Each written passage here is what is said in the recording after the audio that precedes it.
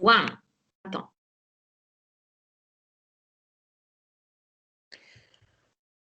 Good evening, and thank you for this opportunity to share my work or to present my work. And so, the title of my work or the paper that I'm planning to present is "Excuse My Misunderstanding: Using Intercultural Approach to Teach English as a Foreign Language in France." So, I'll give a little background about myself. I teach. I'm a PhD student, but I also teach English for the Ministry of Education. So I teach high school students, and I also got the opportunity to teach at the university where I teach at one of the campuses that are based on technology. So these are actually small institutes where students specialize in a certain field. So this particular field would be chemistry, for example. And so, to teach in France, when you're teaching English, one of the requirements is that you should have a good level of French. And this is meant to facilitate the teaching or understanding, whereby you have to sometimes navigate between the French and English to help the students who are a little bit lost to be able to understand the notions that you're trying to put across in the when using English. And so why intercultural approach in France? Um, the concept of intercultural actually is something that has been acknowledged. The person who's been acknowledged as the founding father of this concept is Edward Tichel Hall, and it first featured in his book, The Silent Language. And in France, this notion has been brought forth since 1970s. It was associated with the immigrants because we had immigrants who came. At that time, there was a dire need for workers, and at that point, there was need to scholarize, like to take these children to school and enable them to follow the same system or to be able to well integrate into the French system, educational system. And in 1990, the notion of intercultural concept actually was integrated in these schools so that the migrant children could also fit in and be able to have the same education that the French students or the French learners had. So by misunderstanding, there are three different concepts, or there are three different ways of putting across this word. So this the first one, which is misunderstanding, which is related to the ear. That means I did not hear well, or what we call mishearing of a word. And sometimes when a native speaker or when someone who's speaking English to students for the first time and the students are not used to the person's accent or the person's way of speaking, then it could lead to this problem, which is mishearing. Like you pronounce a word and the students would probably write something else because they did not really get what you're trying to say, or their ears are not used to the way the teacher is speaking. And so this idea has been discussed by one of the French authors and teachers by the name Nathalie Auger in her article, which was published in 2004. And this misunderstanding, which is actually a notion that has not been well understood, or an instruction or a comment, uh, based on the Oxford Learners Dictionary. And the third type of misunderstanding is actually when you have incompatible ideas or disagreements where it might lead to conflict. And so the notion that I really want to focus on is that of misunderstanding, mishearing, and misunderstanding or comments or instructions. So I try to draw these experiences, or rather, I try to draw whatever I'm presenting from the experiences that I've actually had in class. And I thought some of them are things that we seldom think about as teachers. We go to class and we think that our role is just to pass content, but there's much more to teaching than just passing content to learners. And as a language teacher, we are actually meant to be cultural drivers. So that means that whatever we are, or rather, we present something that's much bigger than just the knowledge that is being transferred, that is also the culture of whatever it is. So, personally, as a teacher of English, I tend to represent the cultures that I teach. Some of the students that I have never traveled out of their town, out of their villages. And so whatever they learn about English is what they read from the classroom textbooks and what the teacher tells them, or the resources that they have on the videos, the movies, or whatever they see on social medias. And so these are elements that actually caught my attention, and I thought that it was interesting to discuss them. Um, so the idea of using intercultural approach in language is not new. It's something that has been used before, and in France, it's really features a lot in teaching of French as a foreign language. And so why teaching in French as a foreign language and not English as a foreign language? It's because teaching of French as a foreign language has been widely developed in France, and these classes, the French classes, actually attract a multitude of students from all over the world who come to study in France, and they constitute of a multicultural sort of environment. And the need for having an intercultural approach is therefore of paramount necessity in such classes. But the idea of intercultural as defined by the two definitions that I brought forth, or I selected, because there is no one overarching definition as to what intercultural approach is. So the general idea that comes out is it is a mental and behavioral attitude of the teacher. And so um, it is not something that you can say like a strategy. It is a strategy you can put across, but it's in a huge way related to how we think and the attitude that we reflect as teachers and also from the learners.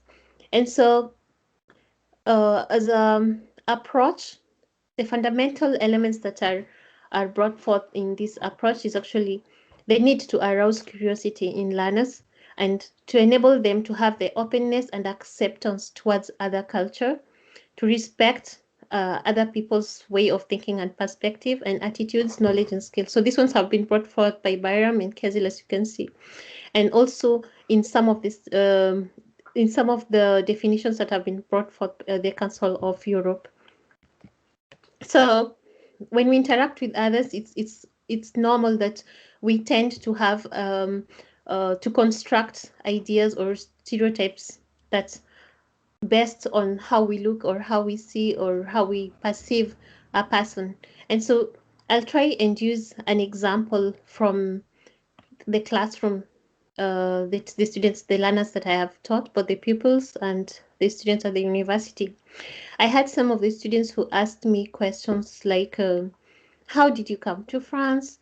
Uh, did you come by boat? Did you come by car? Or do you speak English in Africa? Such questions. And some of them were actually mesmerized when I told them that I am neither American and I'm neither French, no French. So they would be like, but how come you teach us English? You come from Africa, and they would ask questions. So do you speak English in Africa?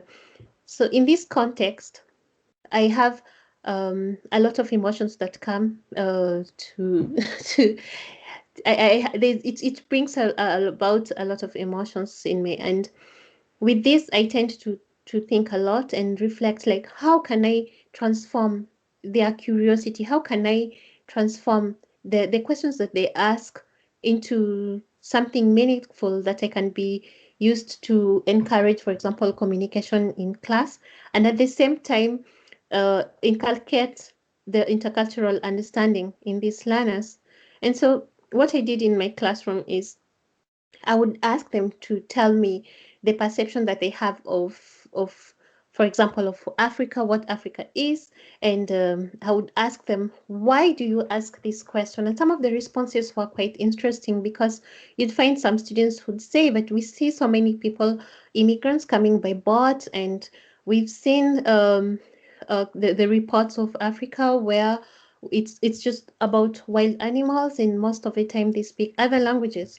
And so by making them ask questions, by making them curious, I am encouraging them to speak because there is a sense of dialogue and conversation that is going on. And they keep learning about other cultures, and at the same time they are able to improve their speaking. And so one of the important elements of this approach, intercultural approach, is actually to deconstruct the stereotype, because everybody has stereotypes. Children construct stereotypes, and this is based on the environment that they come from. The Some of them have never traveled abroad, so the first encounter or the only encounter that they have with a native person, close to native person, is the teacher in front of them, or whatever they hear or learn from the textbook. And so the idea of reflexivity is something that is important for all teachers, and this is basically as defined by Kitchener, finding a way to stand out outside ourselves to get a more objective view of ourselves. That means that when students ask such questions, I also think about myself, like, what do I represent to these students as a person? What do I represent to these students as a teacher?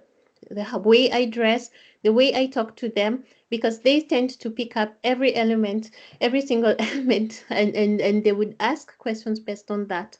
Um, and so I do not take this as something that is really negative. So when they are curious, instead of making these stereotypes develop into prejudice, I actually try to find strategies that can change the way of thinking to something positive that can be in form of activities in class or discussions. So a practical example of an intercultural activities that I would use in the class for English is the cultural iceberg, which had been brought forth by Hal. And this is not new, but it works most of the time with my students. So it's one of the methods or strategies that I used in my classes. So I'd give an activity of where there's an iceberg, and I would ask them to, I give a list of words, and I would ask them to try and place them on the iceberg, and then explain why do they place these elements there, to justify their reasons for using that, with the hope that by the end of the lesson, they'll have learned something about other people's cultures, other people's values that are different from their own. And by doing so, they're both learning English, participating in class, in communication, in dialogue conversations, and at the same time, also learning about other cultures. And so, other examples of activities that I've used in class, we have role play, which I feel fosters empathy when they try to put themselves on the position or in the shoes of somebody else. And then group work, then they have to tolerate each other and others. So with this tolerance and this dialogue and this sharing, and sometimes when we have resources like the videos, or we have the audio tapes, and when we get to make them watch movies, and we ask them to comment on movies that belong to other cultures, like if they have to watch a movie in English, then they have to make comments, make comparisons with their own culture, or it could be songs, it could be books, things that arouse their curiosity. And with this method, it's my way of actually helping them to deconstruct their stereotypes, so that we can be able to understand each other and to avoid misunderstandings. And so to end, I would just like to emphasize on some points that the intercultural as an approach is not just an approach that is related or to languages. It can also be used in other fields of study. It could be in chemistry, it could be in physics, because the whole idea is to inculcate this culture or intercultural experiences, tolerance of other people, and understanding of other cultures, understanding of the other who is different from us. And this is not something that just can be narrowed down or limited to a language lesson. It actually cuts across to all spheres of learning.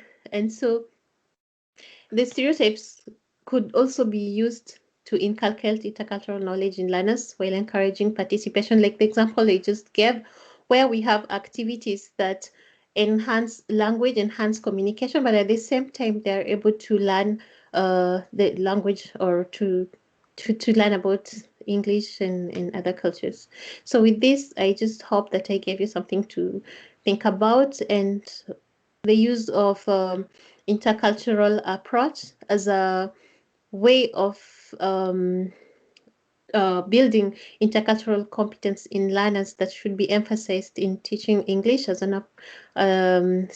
be emphasized as an approach to teaching about other cultures. And thank you for listening.